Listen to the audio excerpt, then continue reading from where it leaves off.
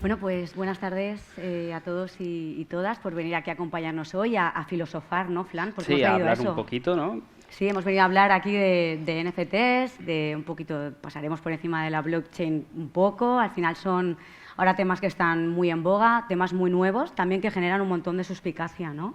Sí, hay bastante polémica. No sé si algunos habréis venido porque os interesa o os interesa saber más de esta tecnología o porque habéis oído grandes titulares y dices, vamos a ver qué cuentan estos. eh, Nosotros vamos a O hacer aquí sea, hay de todo, ¿no? Pero sí que es verdad que es un tema candente y que es una tecnología nueva que hay que empezar a conocer, ¿no? Y genera muchas dudas. Nosotros mismos, o sea, yo llevo como un poco más de un año indagando sobre esta tecnología, no somos expertos, o sea, venimos a dar un poco opinión, a tener un diálogo así informal, un poco, aunque parezca muy formal, es un diálogo un poco informal sobre esto, entonces también nos podemos equivocar en las cosas que digamos, incluso yo siempre digo cuando hablo de estos temas que yo tengo una opinión basada en algunas experiencias previas, pero incluso mientras digo cosas puedo cambiar de opinión, ¿no? O puedo ver que estoy equivocado, ¿no? A mí me gusta pensar que estamos como en los albores de un cambio y me gusta aproximarme a esto con eso, con curiosidad. Yo tampoco soy ninguna experta en NFTs, pero sí soy una curiosa. He empezado a investigar sobre esto hace poco y bueno, me parece que nadie mejor que Flan para bueno, pues filosofar un poco como haríamos nosotros en el sofá de nuestra casa como amigos y compartir aquí la conversación con vosotros, que es de lo que se trata hoy. Sí, de hecho, o sea, yo vengo, me interesa mucho la parte, está claro, social, la parte un poco de nuevos modelos de negocio, nuevas formas de difundir el arte o de transmitir el arte, pero también soy un ser muy tecnológico, ¿no? Por eso que ha dicho que me consideran o me llaman chamán digital, ¿no? Siempre me gustan las nuevas tecnologías, sean cuales sean, ¿no? Ver cuáles pueden ser las nuevas oportunidades que dan, cómo jugar con ellas. Y yo cuando empecé a oír un poco todo esto del blockchain, todo esto de los NFTs, de los Niftis, me pareció como que estaba surgiendo un nuevo Internet, ¿no? Y muchos de nosotros habremos vivido esas épocas donde empezaba a entrar Internet en nuestras vidas, no sabíamos lo que era una página web, no sabíamos lo que era HTML, de repente fueron las redes sociales, ¿no?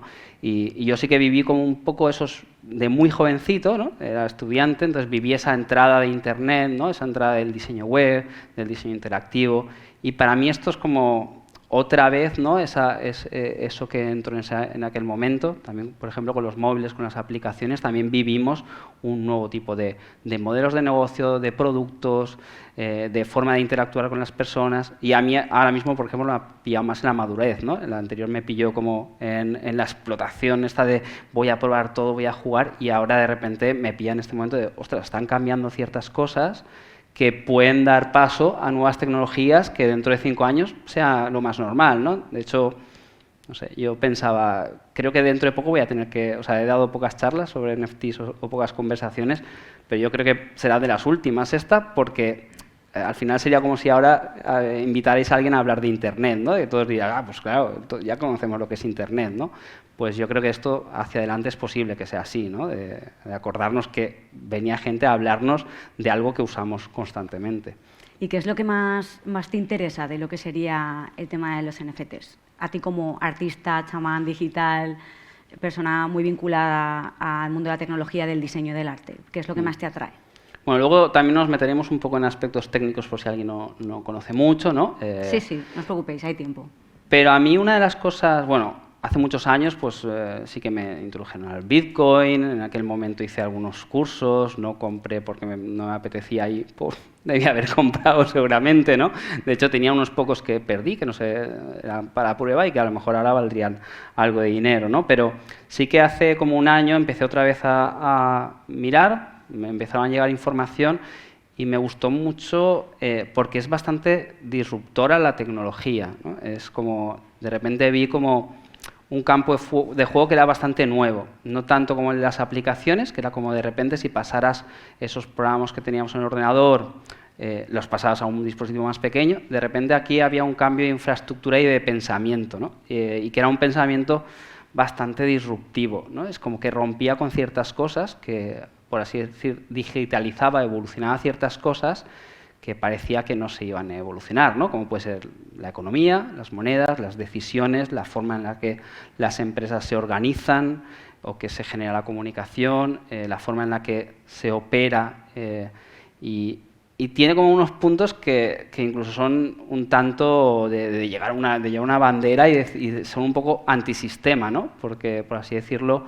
o sea, por así decirlo, reparte entre todo el colectivo y no, digamos que no tienden a lo que estamos acostumbrados ahora, que las empresas dominan todo, ¿no? Siempre hay una parte, la política, siempre hay alguien que domina todo. De repente, ¿qué pasa si el dominio lo empiezan a tener las personas, para bien o para mal, ¿no? Entonces, me atrajo sobre todo eso, que te costaba entenderlo y que era como algo muy disruptivo. Decías, ostras, esto es como un mundo nuevo, o sea, ¿qué puede pasar? Es que esa es la parte más atractiva, sí. ¿no? No quiero perdérmelo, ¿no? Quiero ser parte de esto y además hace tiempo que ya estamos todos interactuando constantemente con los activos digitales, si lo queremos llamar así. Hace poco comentábamos cómo es posible que hemos acabado teniéndole apego a las fotografías del móvil. No eliminamos fotografías a veces del carrete, sabiendo que a lo mejor no las vamos a imprimir, pero tampoco las eliminamos, con lo cual la relación a mí me interesa mucho desde el punto de vista de ser contemporáneo y de persona. Bueno, yo estudié Historia del Arte y Gestión Cultural, después también he estado trabajando en el mundo de las startups y empresas tecnológicas. Para mí los NFTs o el tema del blockchain y NFTs me permite unir esos dos mundos de alguna manera y descubrir qué es lo que hay una vez atravesemos ese umbral, ¿no? Y hace tiempo, como decía, que ya estamos interactuando cada vez más con el tema de lo digital. Y creo que es interesante que empecemos a hablar, si te parece, Flan, sobre el tema de la cultura digital, la cultura visual digital que tenemos ahora, ¿no? Y bueno, yo diría, es algo como el bit contra el objeto. Ha habido gente que le hablaba de NFTs y me decía, bueno, a mí llámame antigua, pero yo me quedo con el arte tal y como lo he entendido hasta ahora, con los cuadros, las esculturas y demás. ¿Tú qué opinas de esto? ¿Crees que es una cosa frente a la otra? O...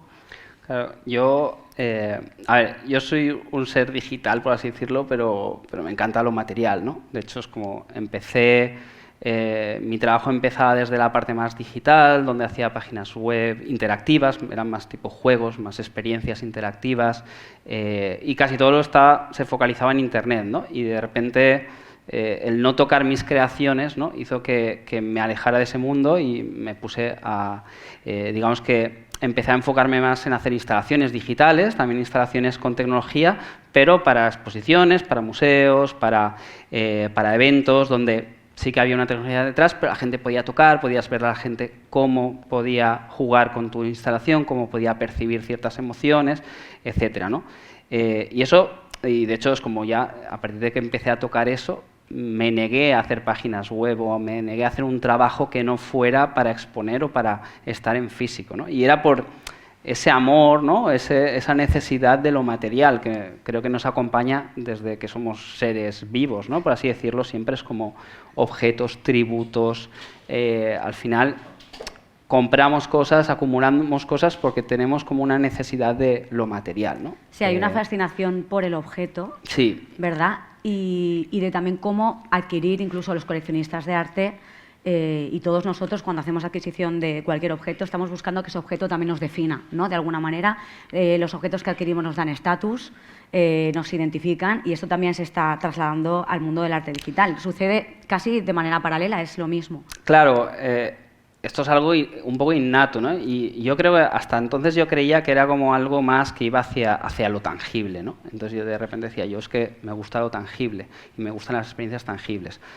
Pero las nuevas generaciones han nacido con lo digital, ¿no? Nosotros por lo menos, estamos en una generación que está en medio de esas dos cosas, ¿no? Pero las nuevas han nacido directamente con lo digital, ¿no? Y si nos fijamos, por ejemplo, en arte, ¿no? En lo que es la música, en lo que son los cuadros, las esculturas, vemos cómo se han ido digitalizando, ¿no? Y donde al principio eran vinilos y los vinilos para ti también tenías una conexión material con ellos, luego fueron los CDs, luego los cassettes previos, etcétera. Pero llega un momento que empieza a digitalizarse y que hoy en día casi no consumimos, ¿no? ese objeto. Sin embargo, seguimos pagando por ello, ¿no? Seguimos pagando por ese valor de la experiencia. ¿Y cómo hemos llegado hasta aquí? Porque cuando hablábamos antes en la comida, comentamos cómo en los años 80 más o menos es cuando empieza la erupción de los objetos digamos, lo digital. Primero el tema de los videojuegos, ¿no? De cómo eran esas primeras máquinas de videojuegos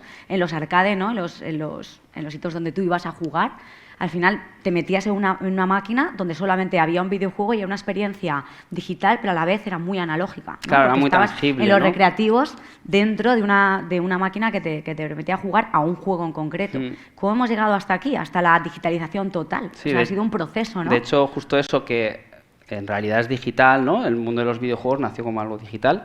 Entonces, ahí sí que se ve mucho como los primeros eran máquinas donde la máquina era el propio juego, ¿no? Y donde de repente pues la recreativa se vestía, toda la recreativa para ese juego. Yo era muy fan de las Game & Watch, no sé si las conocisteis, que eran esas pequeñas maquinitas de tinta, pequeñitas, que solo tenían un juego y que Sí. cada una, el objeto era totalmente distinto. O sea, cómo estaban los botones, con la forma que tenía, que era de doble pantalla.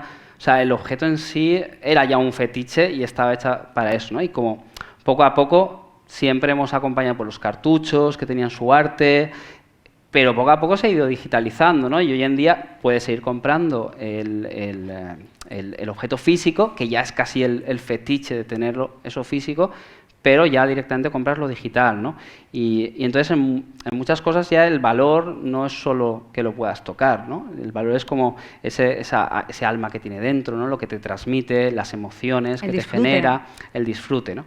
Y nuestra generación, a mi parecer, sigue estando muy ligada a ese disfrute, a tocarlo, pero yo cuando veo las nuevas generaciones no tienen ese fetiche tan marcado en lo digital, ¿no? Y muchos dicen, bueno, ¿para qué quiero tenerlo el juego en físico si se me rompe y luego no lo puedo volver a jugar? Si lo tengo en digital lo puedo jugar siempre y no me lo tengo que llevar encima, ¿no? O los libros, pues los libros siguen siendo un fetiche, ¿no? Pero no es lo mismo un libro, en mi parecer, súper bien editado, súper bien maquetado, que es un objeto que valoras, que un libro rápido que sí que puede ser más útil, pero oye, me voy de vacaciones y en vez de llevarme 10 libros y cargar con 3 kilos en la mochila, me llevo un ebook, ¿no? Entonces, de repente, ese valor cambia. Que no hay que elegir, ¿no? Que hemos pasado de una convivencia a veces hasta un dominio de lo digital sobre lo analógico, como ha pasado con el tema de la música, con el streaming también, de música, de plataformas como Spotify y demás, donde, aunque ahora parece que hay un revival y hay mucha gente, bueno, siguen comprando y a veces hay un boom con la compra de vinilos y demás, al final vamos a vivir en una convivencia de eso, pero que una cosa no quita a la otra. O sea, pueden llegar a convivir e incluso a dominar más lo digital o lo analógico también según el momento histórico. De hecho, a mí me interesa mucho, Flan, que hablemos del peso que tiene lo digital en nuestra cultura a nivel cultura de ir por casa. Y básicamente eso sería el tema de los memes o de los GIFs, que todos aquí ya estamos muy familiarizados con esto, ¿no? O sea, ese lenguaje contemporáneo del GIF, de cómo la cantidad de información que contiene un meme, ¿no? Que esto a veces a una persona que no los utilice, a una persona de otra generación, cuesta a veces que puedan entender la cantidad de información que hay ahí. Y eso para nosotros es ya de ir por casa, ¿no? Es cada día. Claro, yo creo que hemos empezado por aquí también para aproximarnos por lo importante, ¿no? Que lo importante de toda esta tendencia de arte digital o de creatividad digital y de comercio de lo digital es el valor que tiene eso y sobre todo el valor generacional, ¿no? Y también a mí me gusta hacerme estas preguntas porque yo no soy de esa nueva generación de puros nativos digitales, ¿no? Entonces me tengo que poner en la piel, para entender este tipo de nuevas tendencias, me tengo que poner en la piel de los que realmente son los que van a disfrutarlas, ¿no? Y para los que está hecha, ¿no? Y, por ejemplo, cuando visualizamos que se empiezan a comercializar memes o se empiezan a comercializar imágenes, ¿no? Nos entra enseguida el pavor de por qué tiene valor eso, ¿no? Pero es el lenguaje de estos momentos, ¿no? Es el lenguaje que ellos usan para comunicarse, para contar historias, para reírse. ¿Y qué dirías que tiene más peso cultural? ¿Un meme o el meme del perro o la Capilla Sixtina? Bueno, claro, yo creo también es totalmente generacional, ¿no? Bueno, no he dicho nada, pero voy a decir que aquí detrás he hecho una recopilación de arte de algunos amigos, de algunos artistas que me han prestado, también para poner un poco en contexto, ¿no? Y de hecho, creo que hay una... Es una selección súper interesante. Está como en loop, nos va a ir acompañando toda la charla detrás y también tenemos algunos ejemplos, ¿no? de algunos memes de estos de los que hablábamos. Sí. Pero al final Pero claro, al final, ¿qué es mejor, un meme, ¿no? Una experiencia digital o la Capilla Sixtina, ¿no? O sea, no puedo contestar esa pregunta, ¿no? Pero al final creo que siempre eso es algo relativo a la persona a la que se lo preguntas, ¿no? Probablemente si tú eres un apasionado del arte y sobre todo si vas ahí, vas a flipar con la Capilla Sixtina y tiene un valor histórico incalculable. Ahora, es verdad que a lo mejor a un nano, a un chaval, le interesa mejor y le va a traer mucho más una experiencia de realidad virtual, ¿no? Y lo va a disfrutar mucho más, ¿no? Entonces creo que sí que es verdad que el valor del arte es muy relativo a quién pones el valor o a quién le preguntas, ¿no? Bueno, yo es que tengo un concepto un poco hegeliano de esto, que es el espíritu de un tiempo, Zeitgeist, ¿no? La Capilla Sixtina se pinta en el 60 y los memes se hacen en el 2020. Entonces, al final, yo siempre pienso que el arte impregna lo que es el espíritu de un tiempo. Y ahora mismo, a nivel peso y valor cultural, yo desde luego no pondría uno por encima del otro, pero actualmente no le negaría para nada el peso y el valor que puede tener un meme o un GIF, como estos que estamos viendo aquí. O sea, esto forma parte de la cultura visual de muchos de nosotros y hemos utilizado estos memes como vía y lenguaje de comunicación. Estos memes y estas cosas que, por cierto, están en NFTs y se han comprado, se han adquirido, se han vendido, se les ha adjudicado un valor. O sea que está claro que depende de la persona que lo mire, pero como yo soy historiadora del arte, pues tengo que contar mi rollo de Hegel, y lo he dicho, que al final sí que lo que representa el espíritu de un tiempo, desde luego no se puede negar que los NFTs y este tipo de lenguaje visual está ahí. Claro. Queríamos empezar hablando de esto para hacer este setting, para que entendamos, porque hay gente que tiene una visión muchas veces un poco despectiva o negativa con lo que tiene que ver con los NFTs, con el mundo de los videojuegos, y es importante que lo equiparemos y lo pongamos al nivel que se merece, tanto desde el punto de vista creativo como sociológico y cultural en el siglo XXI. ¿no? De hecho, por ejemplo, los artistas digitales que ahora vendemos algunas obras o que las ponemos a la venta, recibimos también bastante crítica de lo que es arte y lo que no, ¿no? De lo que tú haces no es arte porque estás haciéndolo con el ordenador, ¿no? Y yo siempre me pongo desde la postura del artista, ¿no? Y yo analizo a los artistas de antes, no por lo que hacían solo, sino por cómo lo hacían y con qué lo hacían, ¿no? Y para mí los artistas siempre, han reflejado la época, ¿no? Normalmente han reflejado la época en la que vivían. Y para mí han experimentado, han investigado, han innovado sobre las herramientas que había en aquel entonces, sobre los estilos, sobre la forma de comunicación, ¿no?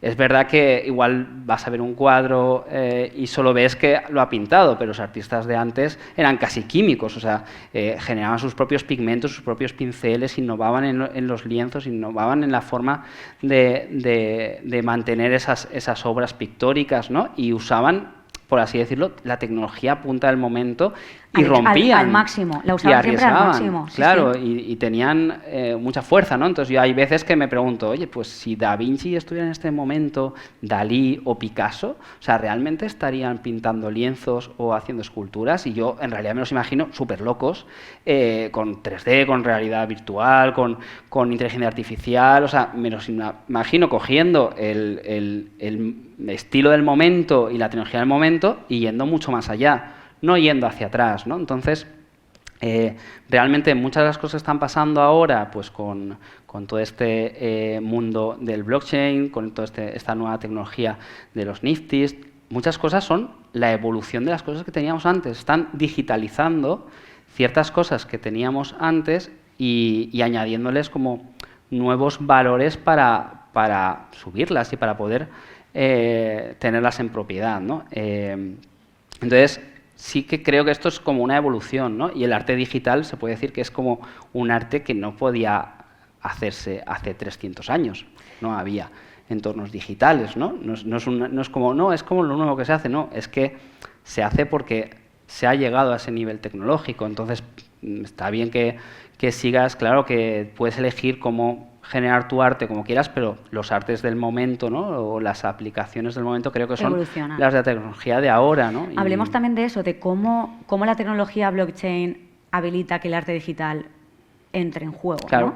Si quieres, primero podemos así ir un poco a a las bases, ¿no? Sí, de hablemos esto, de las porque bases fundamentales. hemos hablado un poquito sobre un poco de cosa que tiene un poco más de jugo, pero igual supongo que habrá gente que no conozca la tecnología que hay detrás, o conozca un poco de oídas, ¿no? Sí, porque al final blockchain literalmente quiere decir cadena de bloques, ¿no? Y por lo que yo tengo entendido es una base de datos.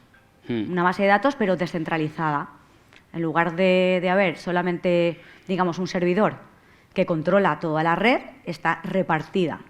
Exacto. Es así esto, ¿no? Por así decirlo, o sea, es como un mismo registro, ¿no? Es un libro de cuentas donde todos los movimientos que se van haciendo pues se van añadiendo, ¿no? Y es un registro único. Y lo que tiene es que está descentralizado, o sea, está repartido, ¿no? Ese libro, en vez de tenerlo en dos casas, ¿no? Por ejemplo, pues ponte Google o ponte Facebook, ¿no? Pues tiene sus casas propias, son suyas, entonces está claro que todos los servidores y toda la información en YouTube no está en una, está replicada, ¿no? Pero está replicada en unos cuantos lugares de esa misma compañía, están todos conectados, puedes saber dónde están, etcétera, ¿no? Y están controlados por esa red privada, ¿no?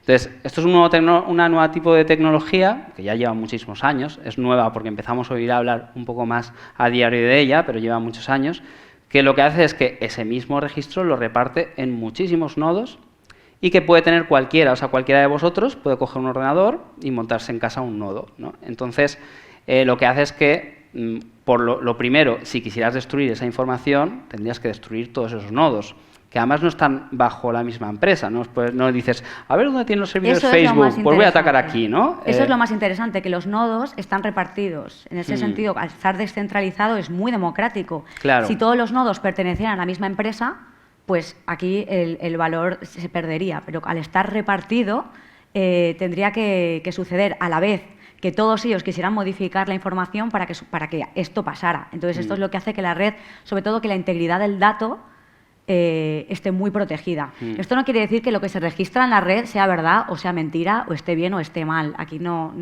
va de eso, sino de que sí que existe una integridad del dato de que cuando se registró queda marcado y cualquier modificación posterior se va a volver digamos, a marcar, con lo cual queda una trazabilidad de todo lo que le ha ocurrido a ese archivo o ese activo digital. Claro, tiene varias cosas muy interesantes. La descentralización no es de localización solo.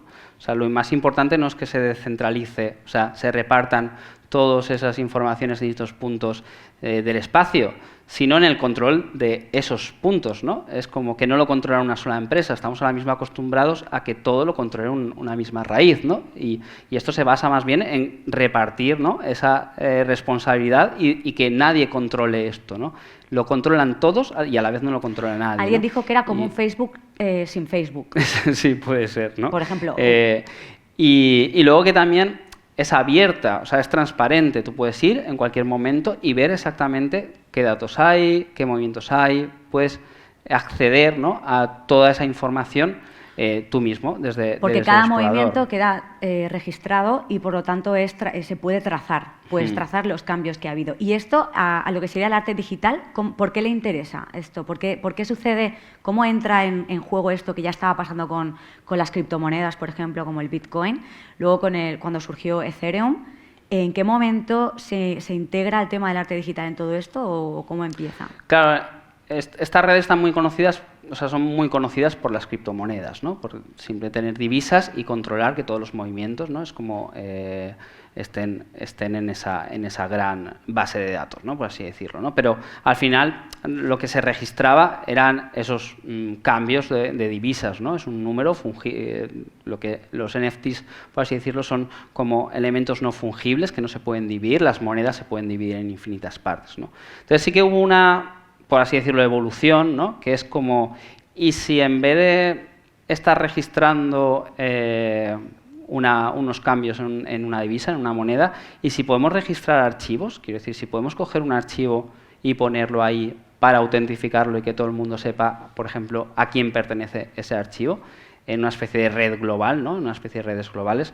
Entonces ese fue el cambio un poco que si no tengo mal entendido, dio a salir este concepto de los NFTs, que no son arte, no son imágenes, son archivos, ¿no? Es como en plan de, lo que haces es que en vez de registrar un cambio de que me he ingresado 5 bitcoins, lo que hace es que registras un archivo con unas propiedades y unos links, ¿no? Que eso sí que no se puede destruir, ¿no? Es como si es un archivo y unas propiedades y lo divides, se rompe, no funcionaría, Claro, ¿no? y además el NFT lo que tiene es valor por sí mismo, ¿no? Al final, lo que sería un activo como un bitcoin, por ejemplo, es como la metáfora del billete de 5 euros, da igual que esté roto o completo o enrollado. Sigue siendo siempre, tiene un valor, pero el objeto en sí mismo no importa. Sin embargo, cuando empiezas a registrar los archivos, es ese archivo único y solo ese el que queda registrado.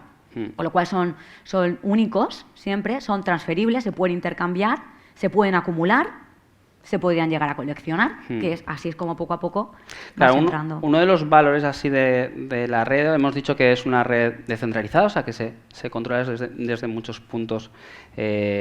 Digamos que al estar en muchos puntos se puede verificar si todos los puntos tienen la misma información y entonces se puede verificar que el dato sea bueno.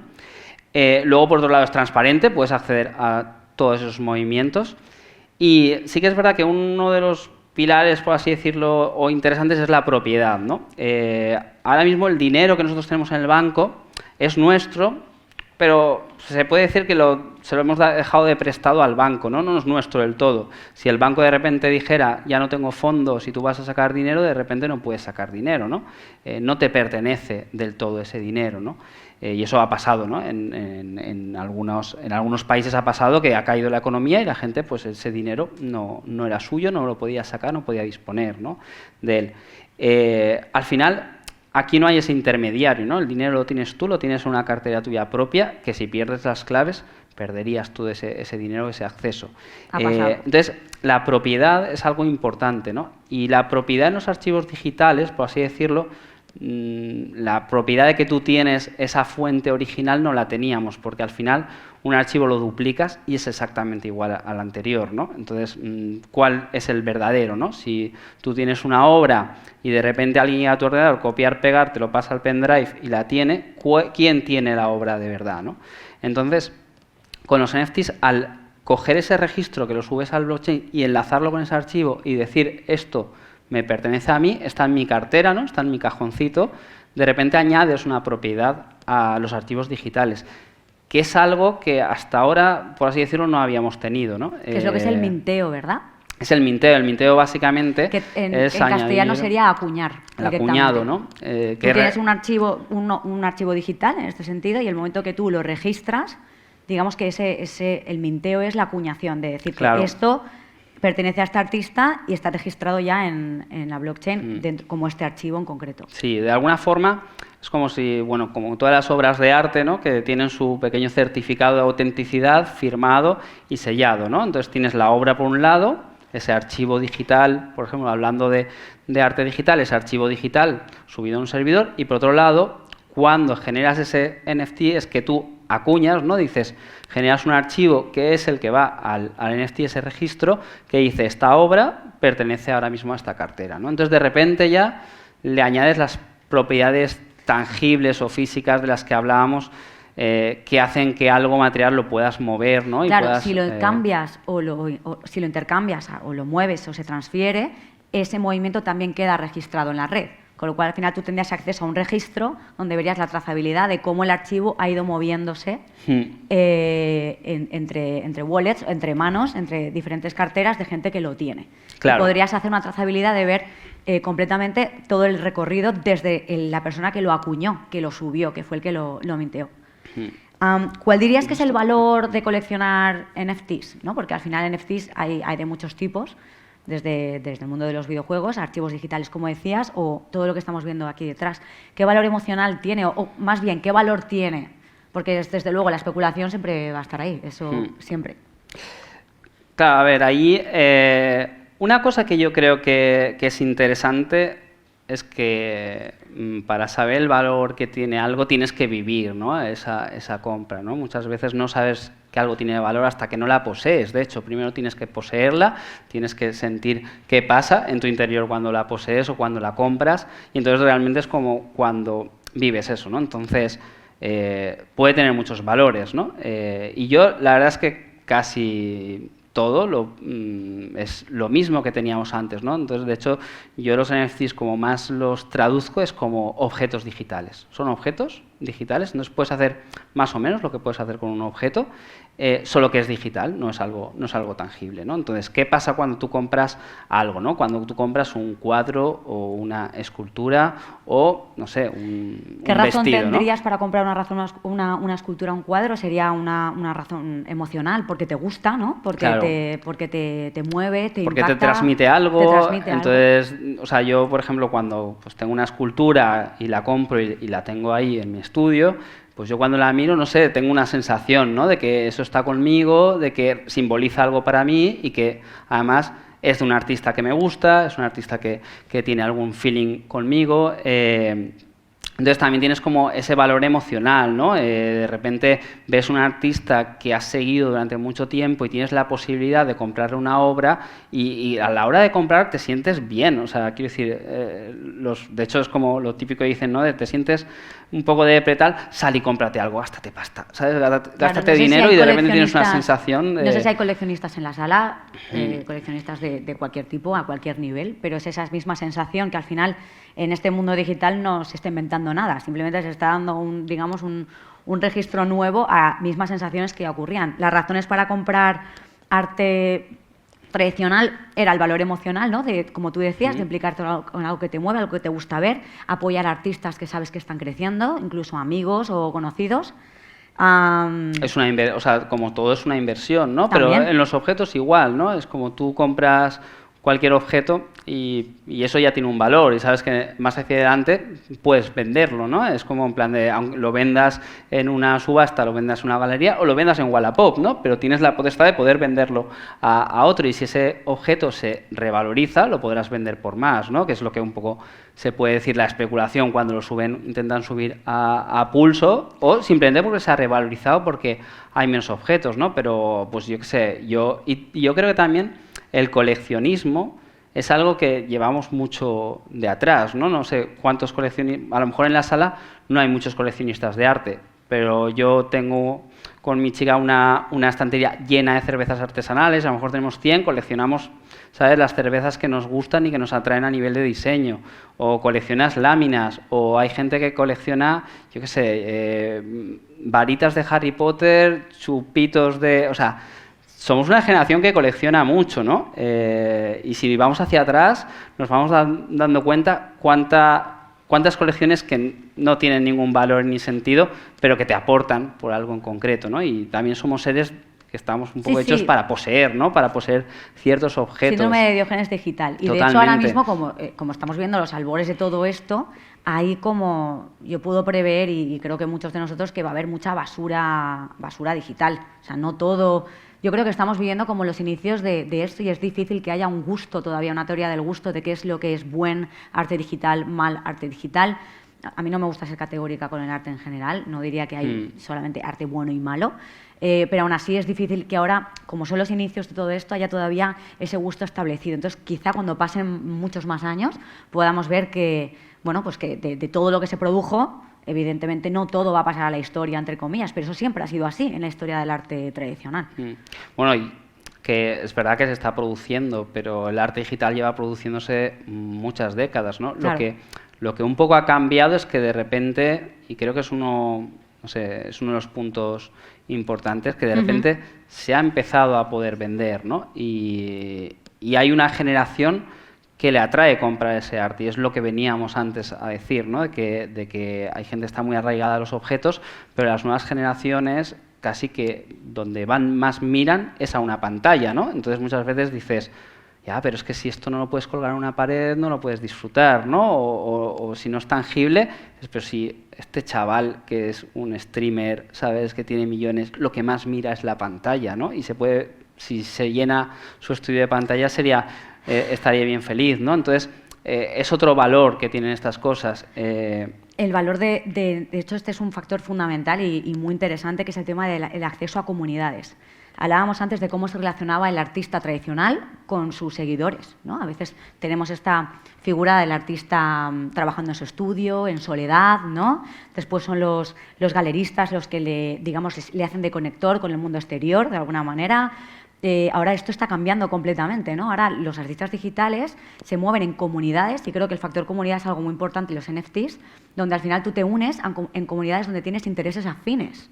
Entonces, en esa comunidad empiezan a pasar las cosas y puede que tener el acceso, poseer un NFT sea la llave que te permite entrar a esa comunidad, donde se van a hablar determinadas cosas. O sea, que empieza a haber como una especie de clubs, ¿no? Donde se hablan de determinadas cuestiones donde poseer uno de los NFTs limitados te permite, es como una especie de entrada a ese club donde se habla de determinadas cosas, se interactúa mucho.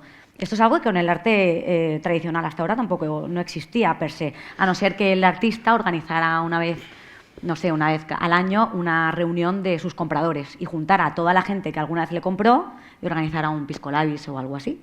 Pero esto no sé si vosotros conocéis que esto sea muy habitual. En el mundo del arte digital y de los NFTs esto sucede. Y de hecho esas comunidades a veces acaban demandando el tipo de arte que quieren. Con lo cual hay una relación muy interesante ahí, ¿no? Claro, también sí que es verdad que, a ver, a mí me pilla también, son cosas que no estaba acostumbrado, ¿no? Entre comillas, cambia esa relación que tienes con tu público, cambia esa relación que tienes con la gente que te puede comprar las obras o que te interesa las obras, ¿no?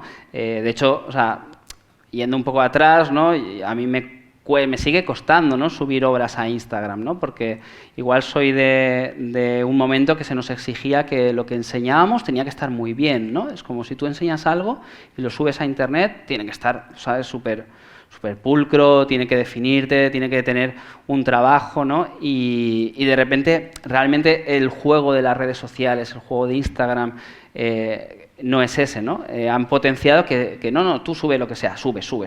Entonces, es otra relación de los artistas con las comunidades. Mucho más experimental, ¿no? No tienes que mostrar tu mejor obra, sino que puedes permitirte ir tanteando a la comunidad qué es lo que le gusta, qué es lo que te demandan, qué es lo que te piden. El artista tiene mucho control. Y son las relaciones, ¿no? Nuestra generación, por así decirlo, se relacionaba mucho en vivo, ¿no? O sea, bajabas a la calle o en vivo, ¿no? Y luego, pues sí, es verdad, entraron redes sociales, entraron chat y te relacionabas con chat, ¿no? Pero cada vez las nuevas generaciones trabajan más su relación con followers, seguidores, amigos online, como quieras llamarlo, ¿no? Y esto pasa también, ¿no? De cómo probablemente el artista, de hecho, yo a veces es como entrar como en cómo es el artista que nos imaginamos, que no es así, ¿no? Pero hay el típico artista que nos imaginamos que trabaja en su estudio, está preocupado por su obra y ya está, ¿no? Y ni siquiera se preocupa de venderla, ¿no? Es como para eso hay otros actores que hacen que puedan coger esa obra y preocuparse de venderla, por eso están las galerías y está toda esa infraestructura, porque el artista es como que se enfoca ahí incluso llegando a veces a no querer ni explicar qué transmite la obra. Es como, en plan, yo la genero. Que incluso le moleste esa exposición o no sepa cómo llevarlo, demás. Y eso yo sí que lo he visto, ¿no? Y yo muchas veces con artista lo digo, yo no tengo la responsabilidad, o no creo que debería tener la responsabilidad de explicar mi obra, ¿no? Yo mi obra muchas veces la hago para que otros perciban sus historias y perciban sus emociones, ¿no? Pero sí que es verdad que ahora mismo vivimos un momento del compartir, por así decirlo, ¿no? Del enlazar, del conectar, ¿no? De conectar unos con otros, ¿no? Y esto sí que está pasando como algo nativo, ¿no? En el ámbito del arte digital, ¿no? Donde ya no eres un artista que solo sube, ¿sabes?, algo para que la gente lo vea o para que la gente lo compre, ¿no? Sino que si te contestan, contestas, ¿no? Que buscas relaciones. ¿Quieres vender la obra? Pues tú también entras en esa parte de la venta, de la difusión de la obra, de conectar con los que te han comprado y cómo te relacionas con ellos. Mucho más proactivo. El artista es más proactivo y delega menos en los actores, como pueden ser los galeristas o los mediadores, en ese sentido, delega mucho menos en eso, sino que es muy activo y muy proactivo en la creación de su arte y de la identificación de lo que interesa, participando en estas comunidades. Que, como digo, yo que he empezado hace poco a aprender sobre estas cosas de NFTs, es de los aspectos más interesantes que hay, el tema de las comunidades.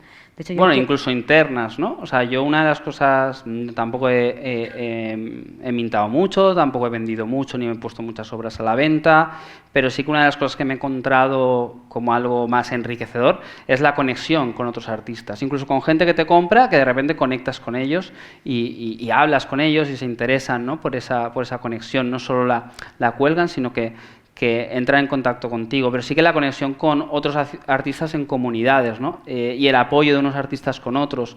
O sea, me parece que eso a nivel de, por lo menos desde dentro, enriquece muchísimo. Como de repente estábamos todos, que sí, nos hablábamos en redes sociales, nos seguíamos, pero como de repente todos hemos visto un nuevo mundo que no entendíamos, que nos costaba entender y que para entenderlo bien nos teníamos que juntar porque cada uno empezaba a tener sus experiencias, sus fallos, sus errores, sus aciertos, ¿no? Entonces de repente es como artistas que se unen, ¿no? Y me parece que eso es como muy de las generaciones de ahora, ¿no?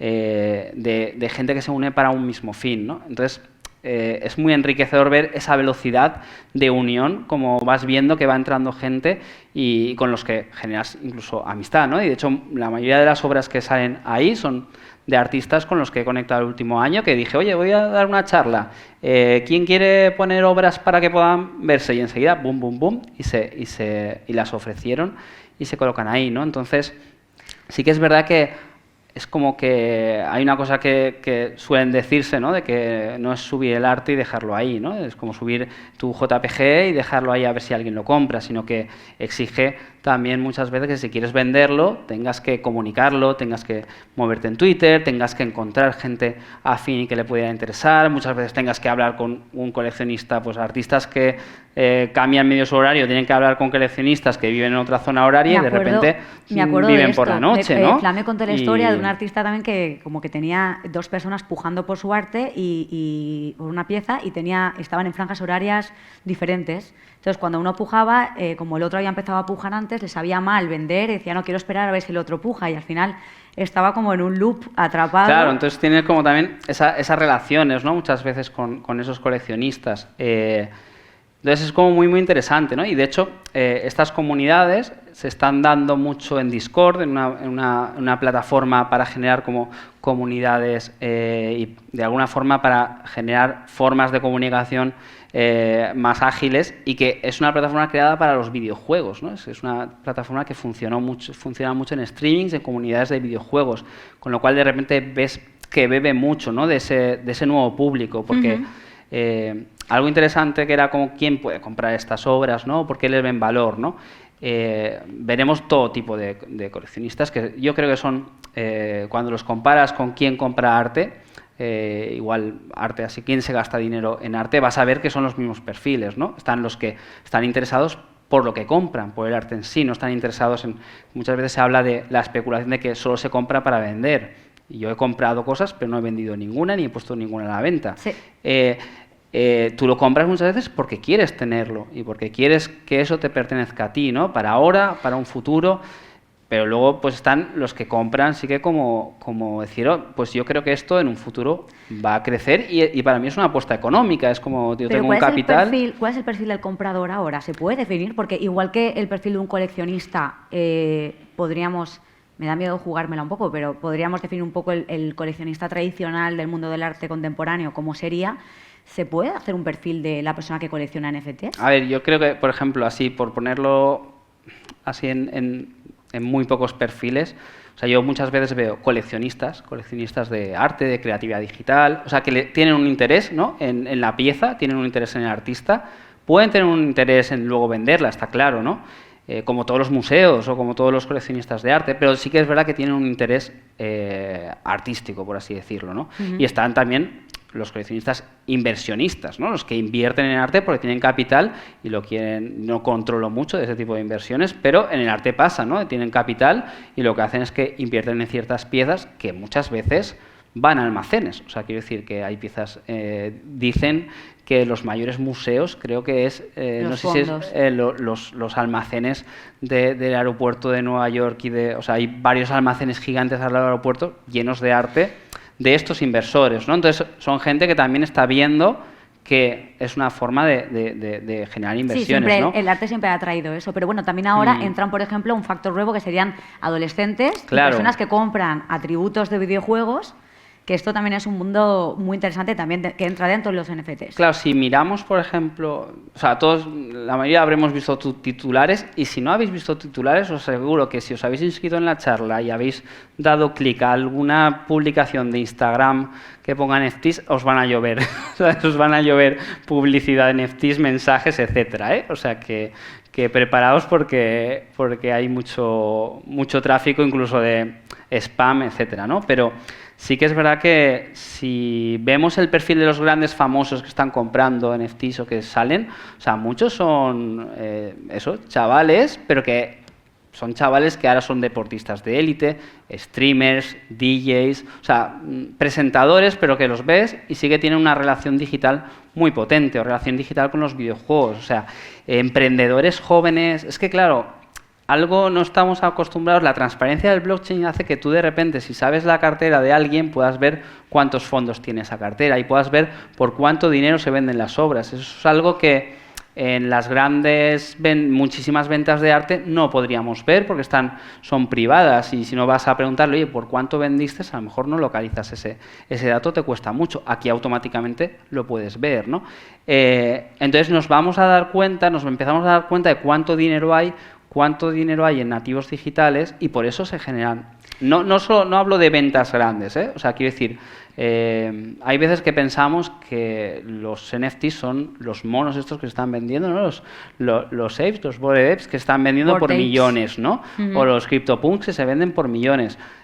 No nos olvidemos que aquí hay todo tipo de precios, igual que en el arte. O sea, puedes vender una obra por 300 euros, por 2.000 euros, o por 5, o por 1, o por 0,005, ¿vale? Incluso podrías vender obras mucho más baratas que en la realidad, por el hecho de que la moneda se puede fraccionar infinitas veces. Entonces, tú no puedes vender una obra por menos de un céntimo, pero sí que puedes vender una obra por 0,00005 tezos, que es mucho menos que un céntimo, ¿no? Entonces, claro, sí que es verdad que hay todo tipo de precios. Sí que los medios nos van a hacer ver solo las grandes cosas que se hacen, pero hay cosas pequeñitas, hay artistas que viven todas esas transacciones de esto, hay otros que están pasando. Claro. Y Flan, te quería preguntar sobre el tema del entorno, ¿no? Porque al final hemos hablado de que en el mundo del arte digital lo que está pasando es que se está replicando muchos elementos que ya existían en el mundo, digamos, analógico, como por ejemplo, ¿qué actores tenemos aquí? Yo tenía apuntado, evidentemente, los creadores, que son las personas que crean estas piezas, pero luego también tenemos coleccionistas, gente que colecciona, hemos hablado del perfil o de coleccionista. Compradores, que son los mismos. También eso, por ejemplo, es interesante, ¿no? Ver cómo grandes coleccionistas son artistas que han hecho dinero. Y eso también pasa en el arte. Quiero decir, verás a grandes artistas que probablemente, yo creo que casi todos los artistas coleccionan o compran arte. O sea, pero de hecho también los actores, como las galerías o los museos. De hecho ya hay museos y galerías que están replicando su espacio en el metaverso para poder adquirir obra digital y tener ese otro espacio alternativo donde poder tener toda la obra digital que están comprando. O sea que tendríamos, como decíamos, estarían los coleccionistas, los creadores. También están los curadores o comisarios, que es una figura que a mí personalmente me interesa muchísimo, ¿no? Que estas personas que están seleccionando, igual que Flan hoy nos ha traído esta selección, él ha comisariado esta selección de alguna manera. Entonces, él podría funcionar como prescriptor de arte para otros. Es decir, vale, a mí me gusta lo que hace Flan, por lo tanto, voy a adquirir esto. Existe también la figura del comisario digital, que no es otra cosa que el comisario tradicional, que ya existía en el mundo analógico. También existen los marketplaces, y como vamos avanzando en el tiempo y solo nos quedan 10 minutos, ¿cómo funciona el tema de un marketplace? O sea, porque también existen...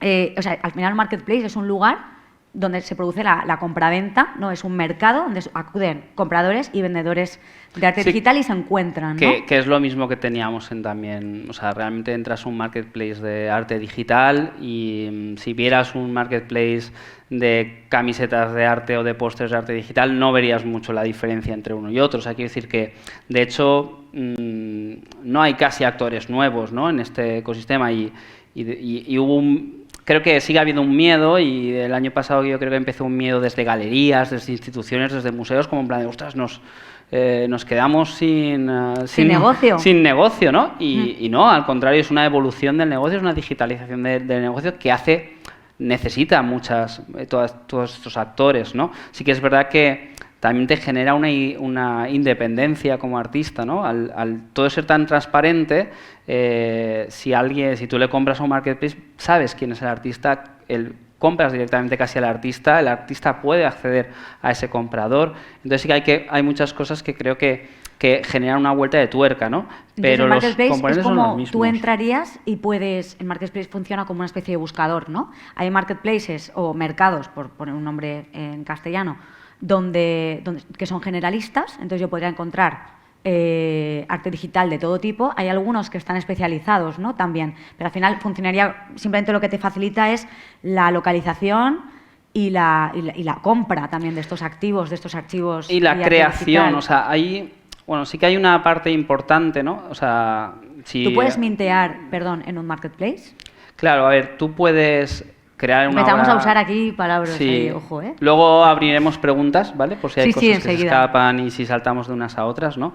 Si hacemos un repaso, por así decirlo, de quién compone, ¿no? Lo primero, o sea, los distintos actores, entre comillas, de todos estos territorios, lo primero serían las redes, ¿no? Las redes donde se generan estos archivos digitales, ¿no?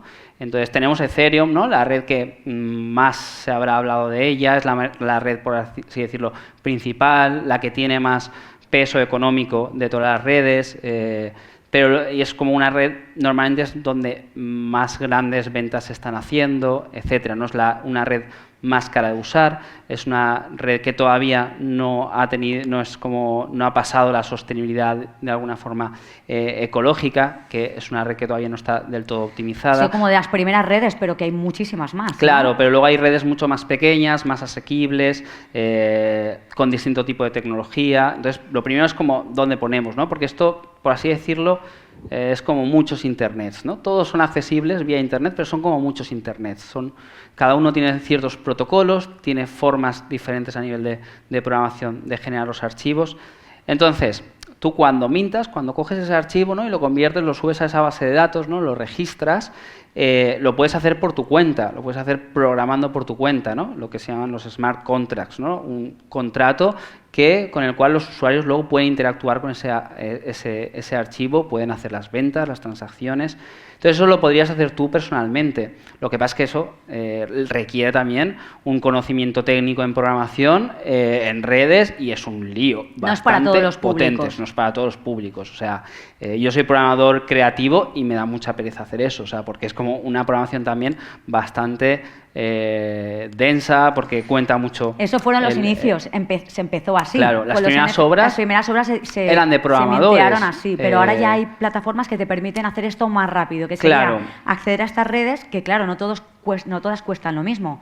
Acuñar una obra en Ethereum probablemente tenga un coste altísimo, sin embargo, acuñar en una red como Cardano o Tezos es muchísimo más económico y más accesible, que son redes que están empezando o llevan, digamos, no tienen la misma trayectoria que Ethereum, pero que quién sabe también, de hecho, el recorrido, lo esperable sería que también acabaran teniendo mucha afluencia. Claro, o sea, sí que es verdad que a nivel, por ejemplo, de coleccionista o de cantidad de dinero que hay dentro de esa red, pues hay menos, con lo cual llegar a compradores con más poder adquisitivo igual es más complicado. Pero a lo mejor te interesan obras, llegar a compradores con menos poder adquisitivo y hacer más series de obras más grandes, etcétera, ¿no? Pero sí que es verdad que es complicado, ¿no? El poder hacer ese NFT, mintar ese NFT. ¿Qué pasa con los marketplaces? Pues que eso está optimizado, ¿no? O sea, de hecho es como, tenemos lo mismo que Internet. Subir una imagen a Internet de una página web requiere, pues ¿qué requiere? Correcto. De alojar, tener un servidor, hacer tu página web, conocer un poco de HTML, subirlo por el protocolo FTP. Entonces puedes hacer una serie de cosas. Ahora subir a Instagram son 2 clics y lo subes, ¿no? Y todas esas complejidades que tiene ya no están, ¿no? Entonces sí que es verdad que los marketplaces lo que hacen es que eso lo hacen mucho más ágil.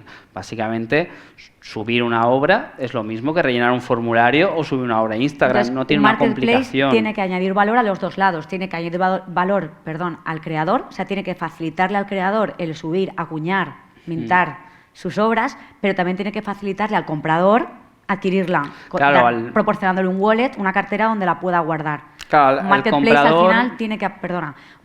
final tiene que añadir valor a los dos lados. Sí, o sea, por un lado al artista le permite eso, le permite seguramente un marketplace, lo suyo es que tenga una cartera de compradores, con lo cual ya hay clientes que se mueven por el marketplace. Y por otro lado sí que es verdad que le da una fiabilidad al comprador, ¿no? El comprador sabe que si compra aquí, lo lógico es que sea legítimo. Entonces hay algunos que son más legítimos que otros, e incluso los curados, pues sabe que al menos yo distingo marketplace entre los que son curados o los que son de acceso libre. Los que son de acceso libre es que cualquiera puede subir una obra. Los que son curados es que tú, para acceder a ese contenido, alguien te tiene que invitar o seleccionar para ese marketplace, ¿no?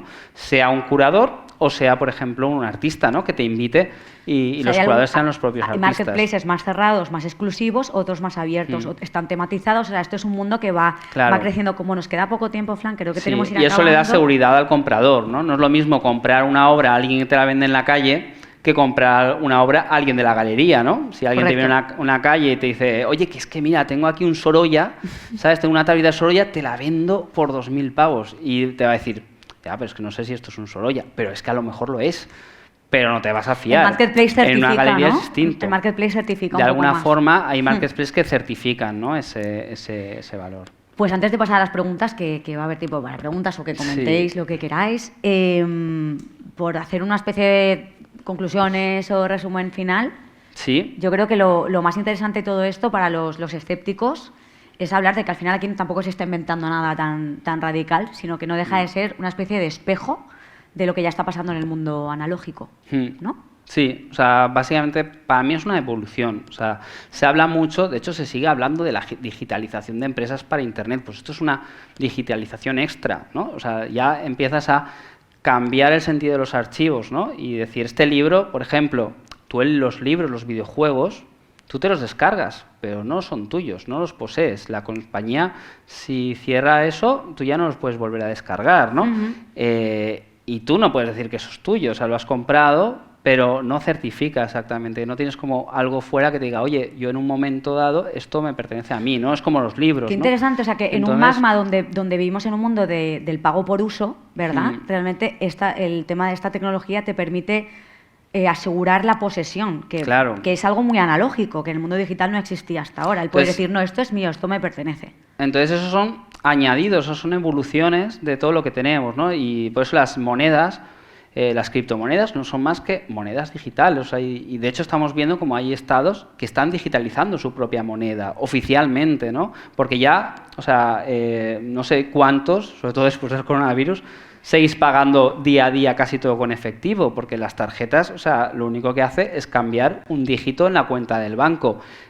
Imaginaos que cada vez que hacemos un pago en el banco, alguien dice, oye, lleva $3 de esa caja a esa otra caja. Eso no pasa.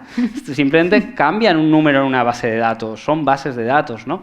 Entonces, son evoluciones, ¿no? Las monedas son evoluciones a cómo jugamos con los archivos, cómo podemos transmitir los archivos, ¿no? Y cómo podemos localizar los creadores. Eso para mí, cuando entré en esto, me parecía súper importante, ¿no? De que tú entras en Pinterest, en Twitter, en Instagram y ves una imagen y no sabes quién la ha hecho, ¿no? Ves un meme y no sabes cuál es la fuente original de este artículo. Es muy difícil o de esta crédito, fotografía. ¿no? ¿Cómo consigues quién es el fotógrafo que hizo esta fotografía? Aunque quieras hacer el crédito, que es algo que se había perdido mucho, ¿no? La gente usa imágenes por arriba, por abajo, pero no siempre certifica de quién son. Esto te permite rastrear. Si no lo pone en la foto, o sea, no puedes encontrarlo. De repente aquí cambia mucho. Tú mintas un archivo y cuando lo subes, lo añades a tu cartera. Entonces, directamente dices, me gusta esto, voy a ver qué artista lo ha hecho. Y llegas a ese artista, llegas a todas las demás obras que tiene ese artista.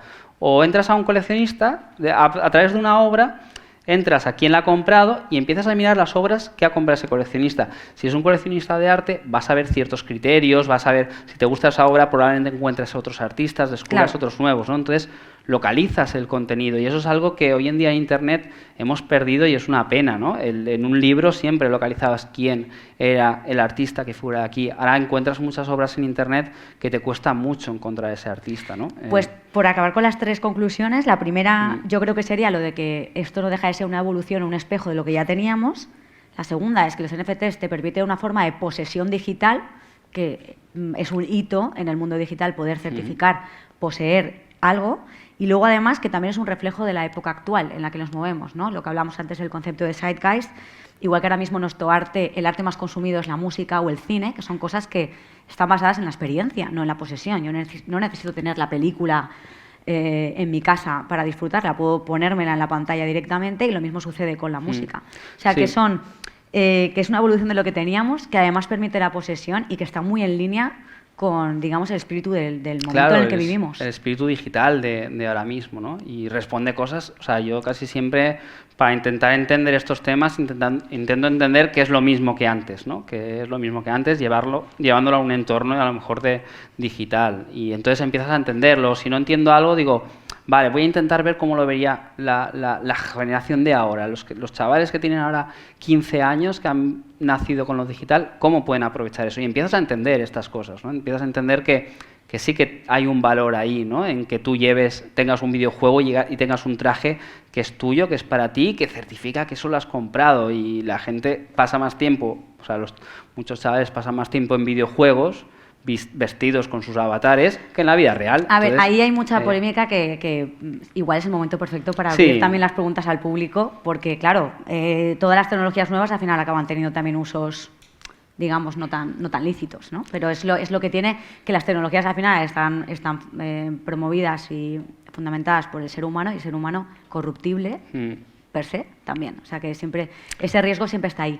¿Te parece que abramos preguntas? Sí, o sea, yo creo que sí, que esto último es muy importante. O sea, ahora abrimos micro también. Igual hay gente que viene con esas polémicas y es siempre interesante, ¿no? A veces afrontarlas, ¿no? Pero sí que es verdad que es una tecnología o sea, desde mi punto de vista es una tecnología medio nueva, una evolución tecnológica muy importante, que puede que, ya sabemos este mundo cómo es, puede que en 2 años todo se haya cambiado, pero sí que es verdad que cuando lo analizas representa como casi un nuevo Internet, por así decirlo, y que es muy propietaria la gente que la usa. Entonces es muy importante la evolución de algo así, donde la masa es la que decide, donde no hay una empresa arriba que decide qué se tiene que hacer con esta tecnología, lo decide la gente.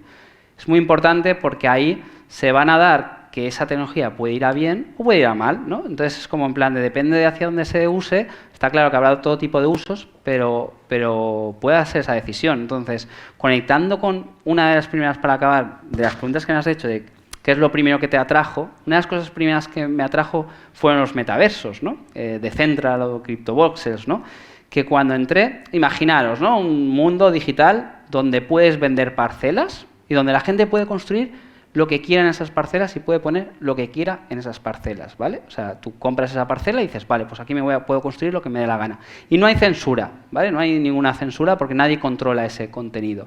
Entonces, de repente yo cuando entré, lo que vi es un mundo gigante lleno de galerías de arte, galerías de GIFs, imágenes. Entonces, de repente fue como en plan de, ostras, qué fuerte. O sea, en plan de, damos el poder a gente y a nuevas generaciones de que construyan lo que queráis, ¿no? Y Internet es no sé, 80% porno, 90% porno. Es una nueva utopía. Y construyen una utopía basada en arte y entras y empiezas a mirar y te puede gustar o no, pero casi todos son cuadros de obras, que puedan ser algunos y digan, porque han puesto un GIF. Ya, pero es que este chaval le mola este GIF, ¿no? Este GIF le transmite más cosas que le representan también. Claro, y ves pinturas y ves arte de calidad, pero te das cuenta que ahora empiezan a haber casinos, empiezan a haber salones de congresos, empiezan a haber muchas cosas, eventos, discotecas, hay un montón de cosas.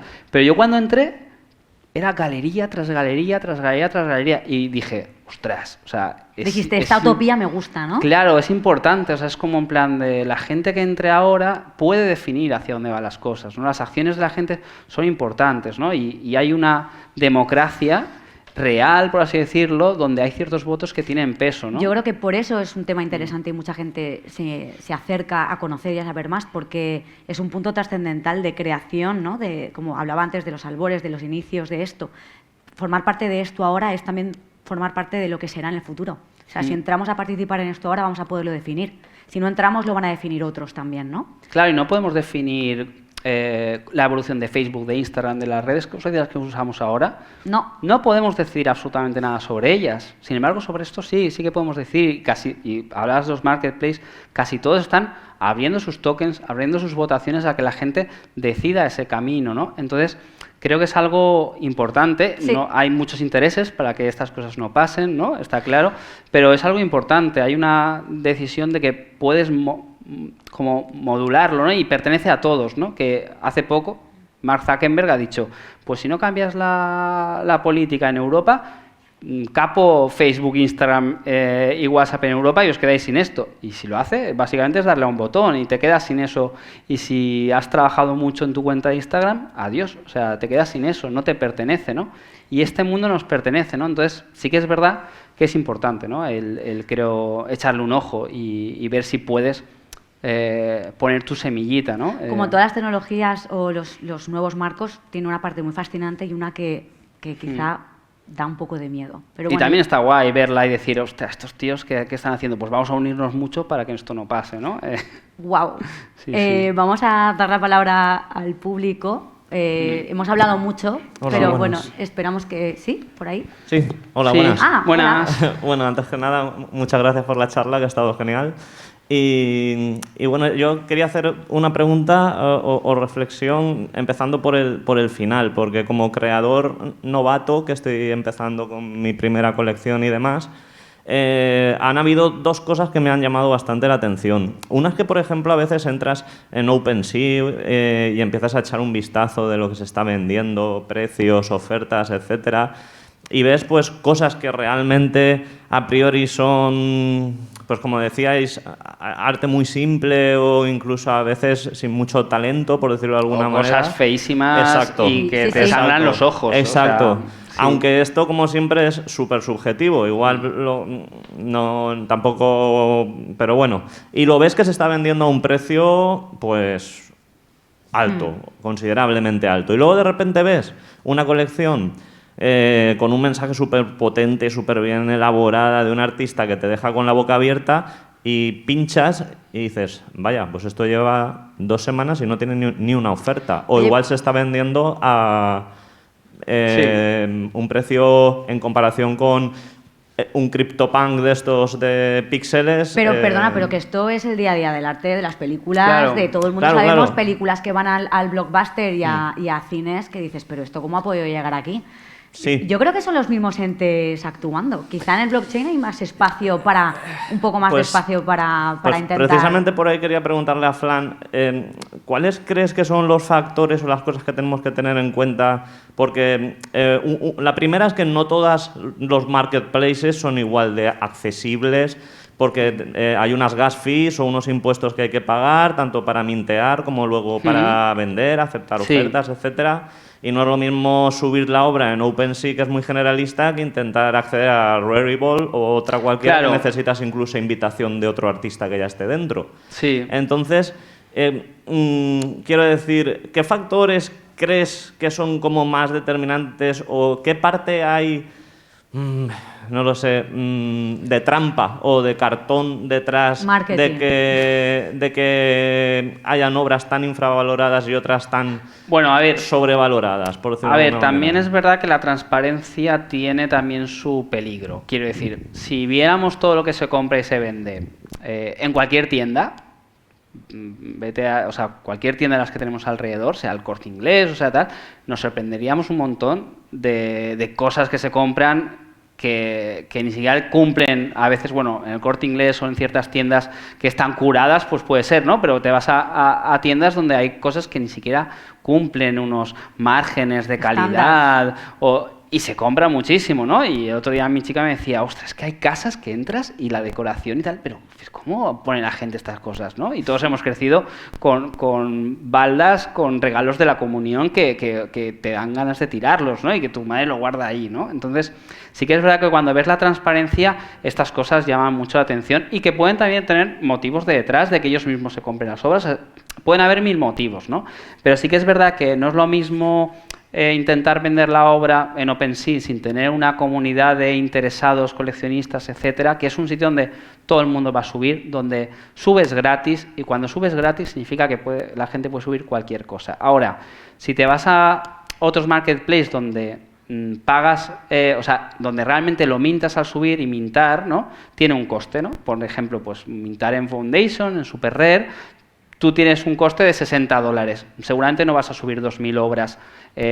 Subirás obras que creas que se van a vender más trabajadas, ¿no? Y esto es lo mismo, ¿no? O sea, es como, no es lo mismo hacer un boceto en un papel que te cuesta céntimos que comprarte un lienzo de 2x2 y de una calidad que te cuesta a lo mejor gastarte 500 euros en un lienzo. Seguramente lo que vas a pintar ahí no es lo mismo que bocetearías una libreta, te lo vas a pensar, te lo vas a trabajar. Entonces, sí que es verdad que cambia mucho, ¿no? El dónde pones la obra. Pero, Fran, ¿no crees que las comunidades serían una...? Claro, ¿No piensas que participas en comunidades? Sería mi primera... O sea, quiero decir que hay mucha gente que lo que está haciendo es digitalizar arte analógico. Hay gente que está creando piezas nuevas y subiéndolas, pero creo que siendo yo nueva en esto, y sin ser yo nada de eso, ¿no? Que diría alguno, creo que el tema de la participación en comunidades sería clave, porque es la propia comunidad la que te va a validar y vas a poder tantear bien. Sí. Y vas a generarte un poco ese público que te está esperando, a ver, de alguna manera. Hay una evolución de ciertos artistas que están evolucionando muy bien, que es que empezaron trabajando o subiendo las obras en marketplace curados, quiere decir que haya una persona que haya validado que ese artista tiene calidad, ¿no? Eso significa que los coleccionistas van a ir ahí, van al menos a saber que eso ha pasado un criterio de selección, ¿no? Entonces ahí han generado sus primeras ventas, han generado ventas y al final es como acceder a una galería, a que te venda la galería de por sí. Ahí hay una curación que hace que el que va a comprar ya confía que ha pasado un criterio, ¿no? Entonces hay artistas que empezaron por ahí generando esos enlaces con coleccionistas y ya una vez tenían esos enlaces con coleccionistas ya han podido poner obras, por ejemplo, en OpenSea, poner obras en otras plataformas donde pueden ser más económicas, por ejemplo, para subir, pero que tienen ya su público, ¿no? Entonces, y que ya el artista les compra directamente o que hacen ventas privadas por redes sociales, ¿no? Pero en realidad es el juego de siempre, ¿no? El espacio es muy grande y mejor no ir solo. Creo que de alguna manera lo difícil es ir solo y como hay tantísimas opciones, al final, cuanto más... Por eso insisto mucho en el poder de la comunidad, que es lo que a mí más me ha fascinado del NFT, es eso.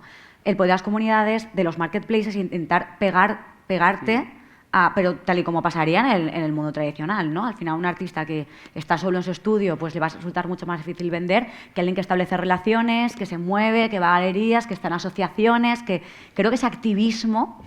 Claro. ¿No? ¿Tú crees que ese activismo...? Hay más preguntas por allí, La venta es un trabajo, ¿no? Entonces, al final, tienes que trabajar en la venta o alguien tiene que trabajar en tu venta. Entonces, sí que es verdad que si has trabajado antes y tienes coleccionistas y subes algo, igual te lo compran, pero si no, tienes que trabajar esa venta, acceder a ellos, buscarlos, etcétera, ¿no? Entonces, es un trabajo de por sí bastante grande. Y hay más preguntas. Sí. Bueno, primero, gracias, Bio, y gracias, Flan. Siempre es un gusto escucharos y aportar cualquier cosa es complicado con vosotros. Pero bueno, yo soy un ferviente seguidor de aquello de que esto no es nada nuevo.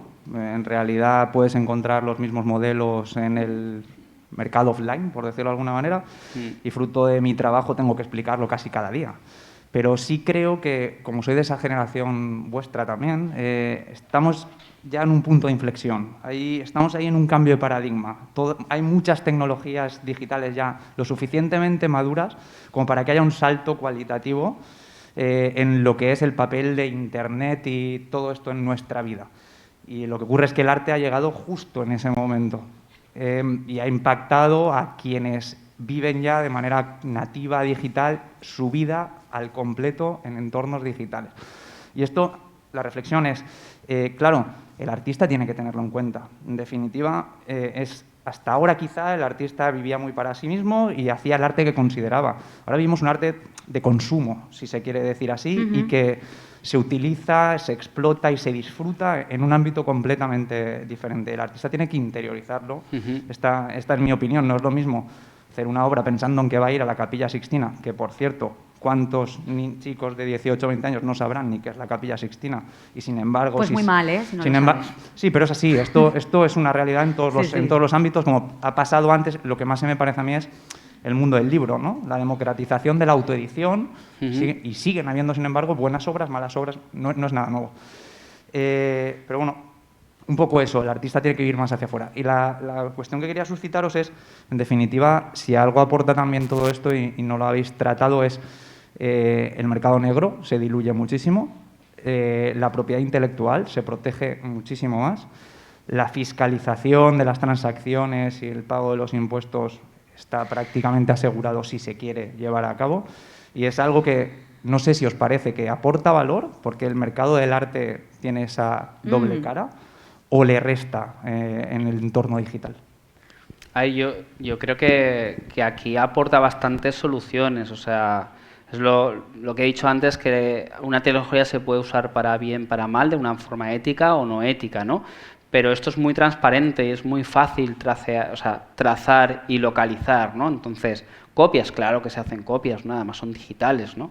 Pero enseguida se pueden localizar, ¿no? O sea, mucha gente, si hay alguien que compra una copia digital que no es del artista, ¿no? Que no es original, enseguida lo podría saber, porque básicamente con mirar, irse al Twitter del artista, porque al final son artistas digitales, tienen sus redes sociales, con irse a su red social oficial, hablar con él, enviarle un mensaje o mirar si realmente es la misma cuenta la que está vendiendo, enseguida localiza si esa es una copia o no, ¿no? Entonces, a mí me parece que sí que hace mucho por eso, y lo mismo, se habla mucho hay como un peso oscuro en el Bitcoin, ¿no? En la criptomoneda por los inicios que tenía. Vale, pero ahora mismo es todo muy trazable. O sea, tú puedes entrar a mi cuenta y ver cuánto dinero tengo ahí. O sea, con ver la cuenta con la que subo las obras, puedes ver cuánto dinero hay en esa cartera. Tú, Hacienda y cualquiera, ¿no? Entonces, sí que es verdad que es muy transparente todo y yo creo que es para bien totalmente. Vamos a verlo también, porque esto yo creo que en ese sentido es imparable. Me dicen que tenemos que ir acabando. Quizá ahora en el cóctel o tomando algo podemos comentar algunas cosas más. Esperamos que os haya parecido interesante. Yo tengo que dar las gracias a Flan de corazón por invitarme a participar en esta conversación contigo, porque siempre me encanta, aprendo siempre un montón de cosas y siempre hablar contigo siempre es inspirarme a ser más futurista y a meterme todavía más en lo que viene. Espero que vosotros lo hayáis disfrutado mucho también. Sí, igualmente. Muchas gracias por asistir y cualquier cosa, pues o ahora mismo en el copeteo o por redes sociales podemos hablar, ¿vale? Así que gracias por venir a todos. Gracias.